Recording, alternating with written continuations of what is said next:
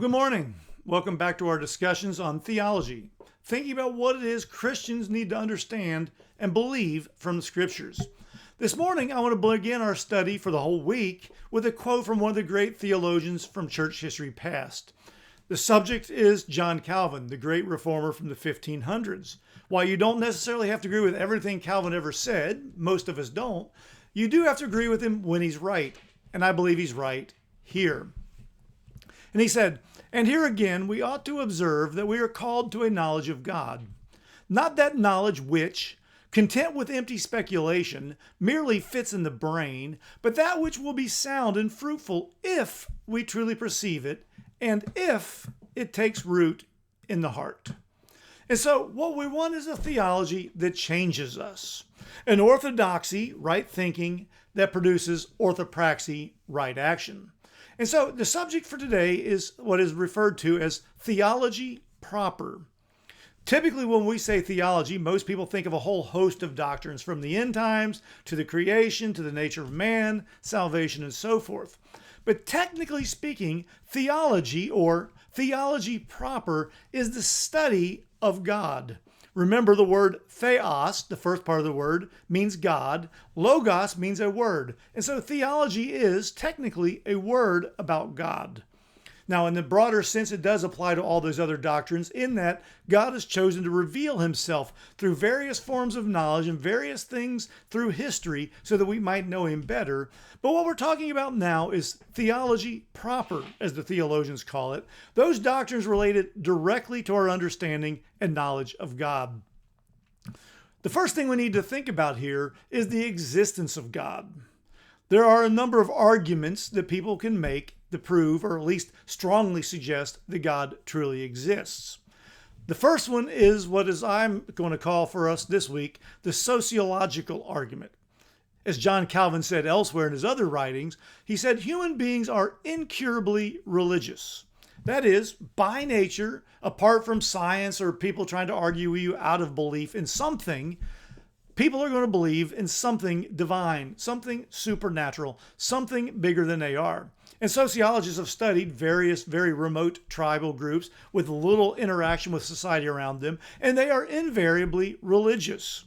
This is why children find it so easy to believe, and then people find it necessary to try to talk children out of believing things as they grow up. But even the discussion of, is there God, reveals that all of us are, in one sense, and this may be a challenging thought for some who want to argue otherwise, all humans are what I call theists. That is, all humans know something, believe something about God. Now, some of you immediately are going, yeah, but wait a minute. What about atheists? Well, think of the term. If somebody says, I am an atheist, let's break down the word. The prefix "a" at the beginning literally means no, theist, God. And so they want to argue that there is no God. Capital G or lowercase g, doesn't matter. They say there is no God. Why would we spend time arguing against something we don't believe exists? We argue against something we think is wrong. We argue against something that we're personally against. But why would we argue against something that does not exist? Personally, put your fingers in your ears, children, I don't think the Easter Bunny exists. But guess what? I don't spend all of my time, angry or not, trying to prove he doesn't exist. And so the existence of atheism suggests that at least philosophically, those who want to claim atheism are claiming that something does not exist against which they want to prove doesn't exist, proving that in one sense, at least intellectually, they believe it exists. It's illogical. Now, we're not talking, by the way, when we say atheism, we're not talking about those who might be labeled agnostic. Agnostic means no. Gnostic comes from the word for gnosis or knowledge. Those who are agnostic claim to not know if there is a God or not. They claim intellectual, I don't know. That's not atheism. That's an admission that I'm not convinced one way or the other, or I can't be certain. Atheism says, point blank, there is no God, and then spends time trying to prove that this being, who they don't believe exists, doesn't exist. So atheism strongly suggests the belief in God, even if they don't like the God of which they're arguing against.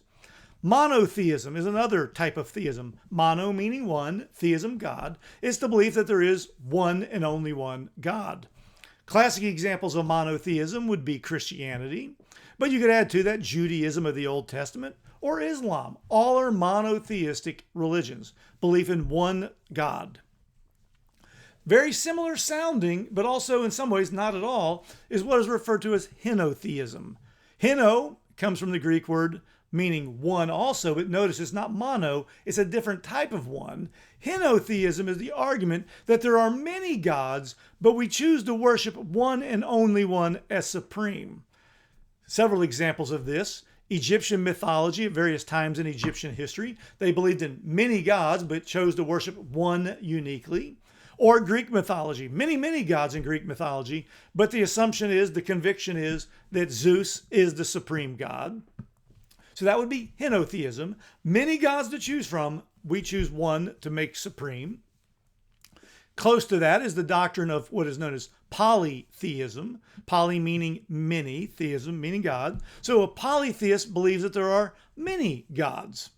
Again, you could argue that Egyptian mythology at times is polytheistic. They have many gods, often treated as equals. A god of this, a god of that, whose characteristics and their traits, as well as their interactions, don't overlap.